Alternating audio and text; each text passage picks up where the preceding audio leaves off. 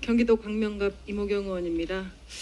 갤럽 조사에 의하면 우리가 강복 이후 광명갑 이모경 위원님 질의하여 주시기 바랍니다. 경기도 광명갑 이모경 의원입니다. 갤럽 조사에 의하면 우리가 강복 이후 우리 대한민국 국민이 가장 자랑스러워하는 순간을 세 가지를 꼽은 게 있습니다. 그 중에 하나가 88 서울올림픽 개최고, 두 번째가 IMF 금 모으기, 세 번째가 2002년 한인 월드컵이었습니다. 4강 진출이었습니다. 그래서 국민적 분노, 국민적 관심, 저는 오늘 이 청문회를 통해서 국민들께, 축구 팬들에게 진실의 알 권리를 보장해주고, 나아가 오늘 청문회를 통해서 우리 체육회가 더 발전되는 자리가 되길 간절히 기원하면서 질의를 시작하도록 하겠습니다. 저는 이번 홍명보 감독 선임 과정 절차를 말하기 앞서 클린스만 전 감독 선임 절차에 대해서 먼저 질의하도록 하겠습니다. 정몽규 회장님, 지난 2월 16일 대국민 사과 기자회견에서 클린스만 감독 선임은 시스템적으로 진행됐다고 말씀하셨죠? 예. 그런데 제가 자료를 확인해 보니 단 2번의 전략강화위원회 회의와 온라인 면접으로 결정되었습니다. 이게 회장님이 말씀하시는 시스템적인 결정이었습니까? 뭐 접촉하는 방법은 뭐 여러 가지가 있을 수 있고요. 스포츠 경우에서는 그 뭐 1시간만 뭐 선수를 뽑고 이럴 때도 1시간 만에 답해라 마라 이런 경우가 상당히 많이 있다고 생각을 합니다. 그렇지만 제가 충분히 이 질문을 드리는 이유는 축구는 이제 그냥 축구가 아니라 우리 대한민국 국민 스포츠로 자리를 매김했습니다. 그렇기 때문에 시스템적인 결정이라고 하지만 좀 신중함이 더 있어야 된다라는 말씀을 하면서 질의 이어가겠습니다. 홍명보 감독 선임 절차에 비해 클린스만 감독 선임 절차는 좀 허술함을 넘어 의도성이 있어 보였습니다. 중도 계약 해지로 연봉 29억 원, 그리고 계약 해지에 있어서 70억 원, 그래서 총 100억 원을 날렸습니다. 이 돈은 누구의 돈입니까? 저기 숫자는 뭐 상당히 오해가 있는 숫자인 것 같고요. 그리고 뭐 그렇게 많은 금은 아니라고 생각합니다. 그리고 뭐 이렇게 해지까지 할 정도면 신중함이 더 있었어야 된다라고 봅니다. 그런데 제가 조사를 하다 보니까 자꾸 선임 과정에 있어서 의구심이 든다라고 생각했는데, 회장님, 2022년 12월 9일 윤석열 대통령이 카타르 월드컵 대표팀과의 만찬 자리, 회장님과 축구협회 관계자들은 초대받지 못하셨죠? 예. 네, 그때 문체부 장관도 초대를 받지 못했습니다. 참 아이러니한 사건이었죠. 있어서는 안 되는 사건이었습니다. 축구협회 회장이 또 문체부 장관이 참여하지 않은 그런 식사 자리였습니다. 당시 그 자리에서 선수들은 윤 대통령께 차기 감독으로 외국인 감독이 선임되기를 희망했고, 축구계의 한 관계자의 말로는 용산의 의중을 파악한 당시 박보균 전 문체부 장관이 회장님께 직접 여러 차례 전화를 걸어서 외국인 감독 선임을 독촉했다는 이야기가 있습니다. 그렇게 통화하신 적 있으시죠? 뭐 외국인 감독 해라 마라 이런 말씀을 하신 적 없고, 뭐 다음에 뭐 좋은 사람 했으면 좋겠다 이렇게 정도는. 회장님, 정확하게 말씀해 주세요. 그 정도 여기서 정확한 거짓을 말씀하시면 안 됩니다. 예.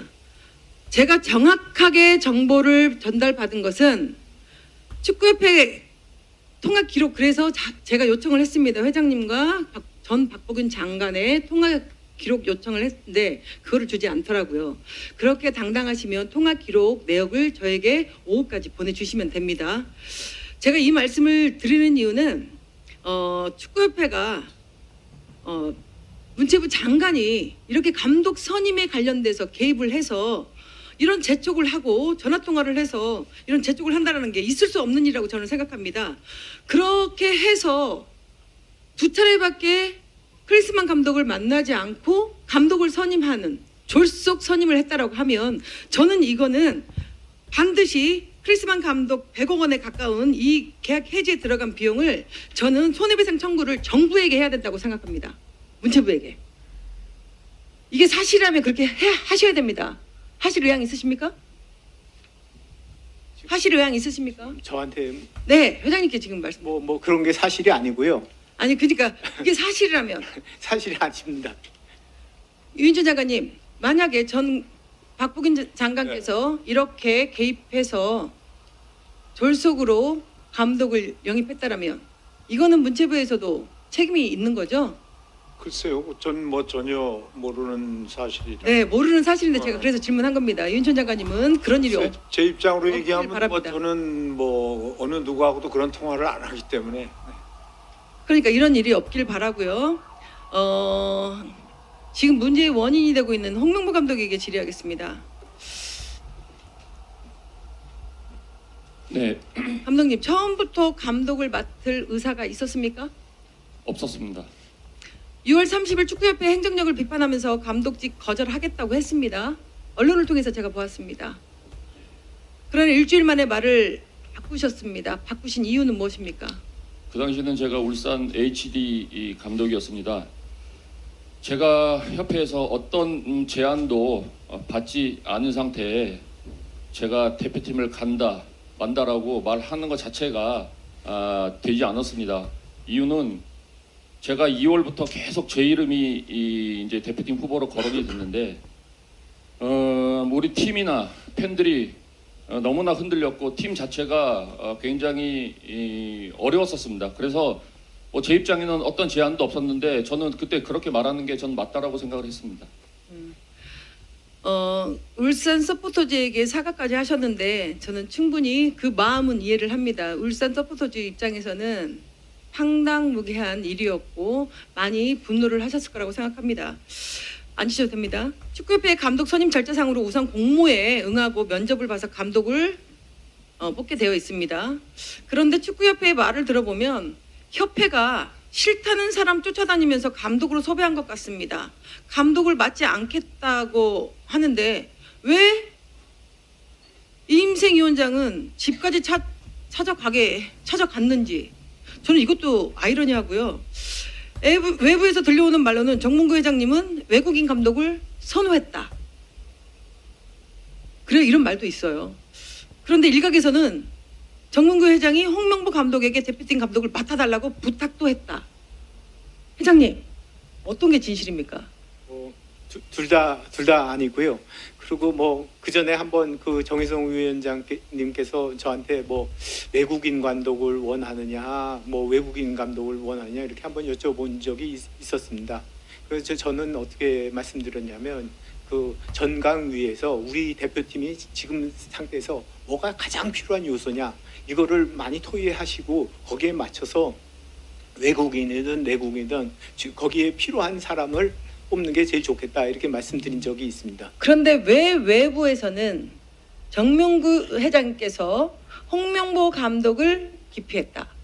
또 한편에서는 외국인 감독을 선호했다. 이런 말들이 자꾸 언론에서 나오기 때문에 오해 소지가 있고 문제가 더 커지고 있는 것 같습니다.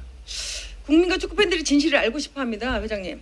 그래서 감독 정몽규 회장으로부터 감독 섭외를 우리 국민들이 알고 싶어 하기 때문에 또 우리 홍명보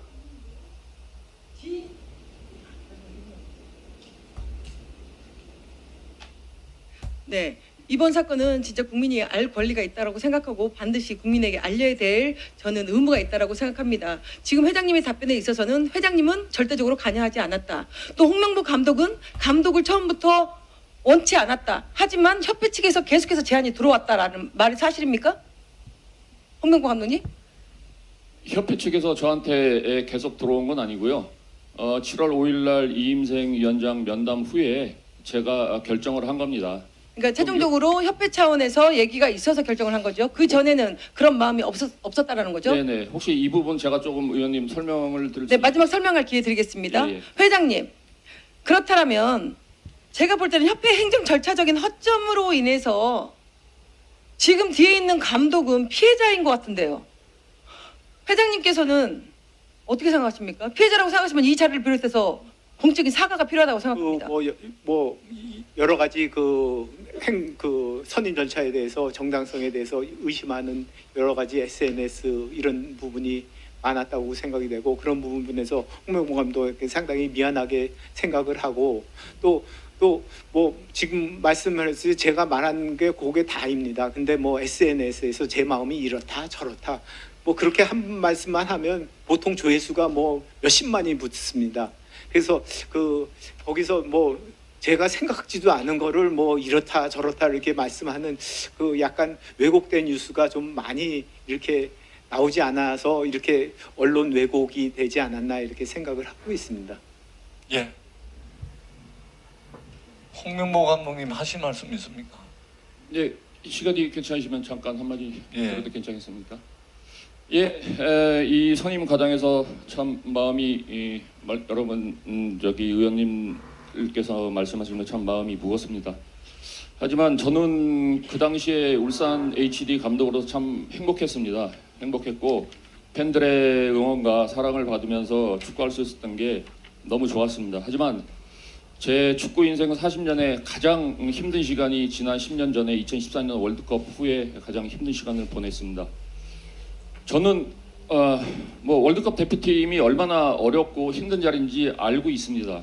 그렇기 때문에 더더욱 가고 싶지 않았습니다. 아니 도망가고 싶었습니다. 하지만 이임생 위원장이 집 근처로 찾아와가지고 면담을 할 때